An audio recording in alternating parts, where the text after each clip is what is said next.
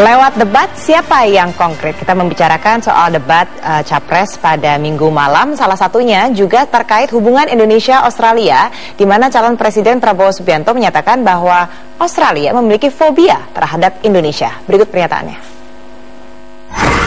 Saya merasa bahwa masalahnya tidak terletak di pihak Indonesia, Pak Joko. Saya kira masalahnya adalah mungkin Australia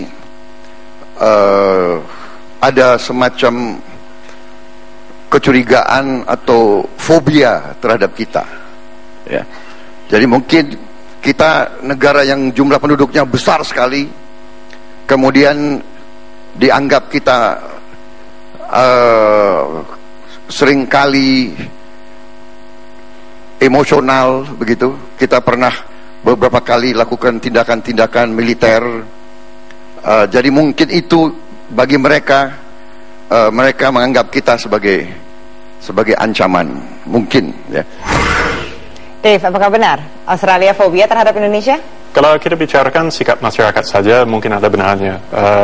Di polling yang dilakukan Lowy Institute, selalu kita lihat bahwa sekitar 50% itu menjawab, dari masyarakat Australia menjawab lihat Indonesia sebagai ancaman, sebagai sumber terorisme yang berbahaya, dan sikap-sikap negatif seperti itu. Karena saya rasa di tingkat masyarakat, baik di Indonesia dan Australia, itu pengetahuan mengenai tetangganya masih sangat minim. Tapi di tingkat pemerintah jelas tidak begitu.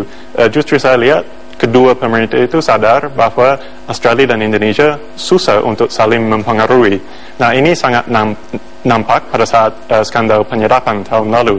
Bahwa saya lihat banyak di sini yang mendorong Indonesia harus menghentikan kerjasama ini, kerjasama itu, dan akhirnya ada yang dihentikan atau pencari suaka dan lain sebagainya. Tapi itu tidak bisa menekan Australia, karena hal-hal yang bukan prioritas di Indonesia seperti pencari suaka itu, apa yang dilakukan Indonesia meski membantu kepentingan Australia itu tidak krusial.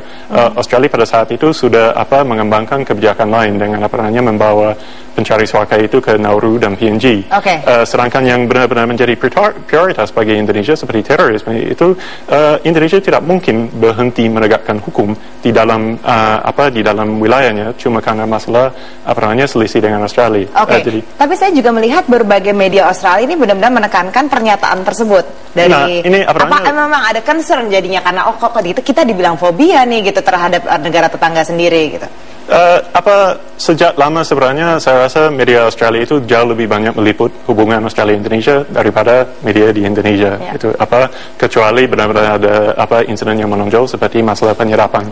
Setiap ada kunjungan kepala negara ke misalnya SBY selama ini ke Australia atau berbagai Perdana Menteri ke sini, itu selalu ada tulisan-tulisan opini, tajuk rencana di media Australia, itu sedangkan di Indonesia jarang ada. Jadi kalau untuk menurut Anda sendiri Pak Makmur, bagaimana Anda melihat pernyataan ini? Ini bisa menimbulkan ketakutan, mungkin lebih kepada concern dari negara tetangga sendiri, karena selama ini kan dinyatakan SBY sendiri lebih bisa memaintain hubungan baik. Kalau saya sih menggunakan frame-nya kan begini ya, seperti jaring laba-laba itu, cobweb itu. Jadi hubungan kita dengan Australia itu kan tidak dalam satu isu saja.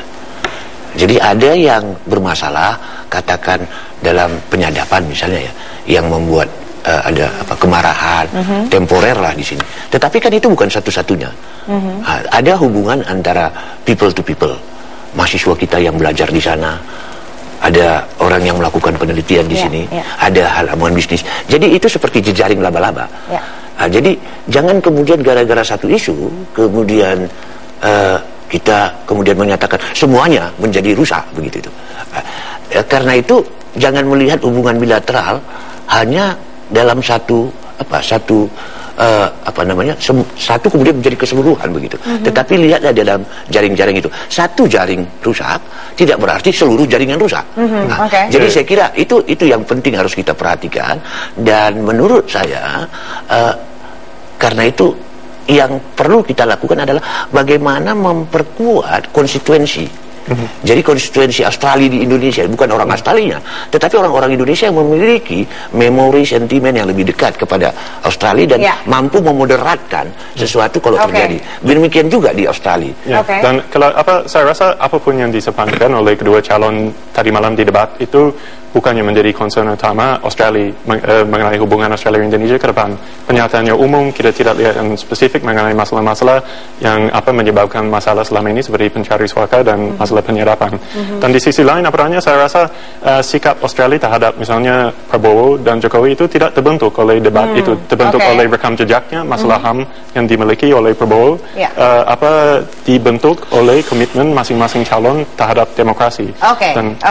Jadi nanti saya akan menanyakan bahwa apa yang diinginkan terutama dari Australia karena kita mengalami hubungan pasang surut ini dengan adanya pemerintahan yang baru nanti, tapi dijawabnya setelah jeda pariwara berikut. Tetaplah bersama Prime Time News.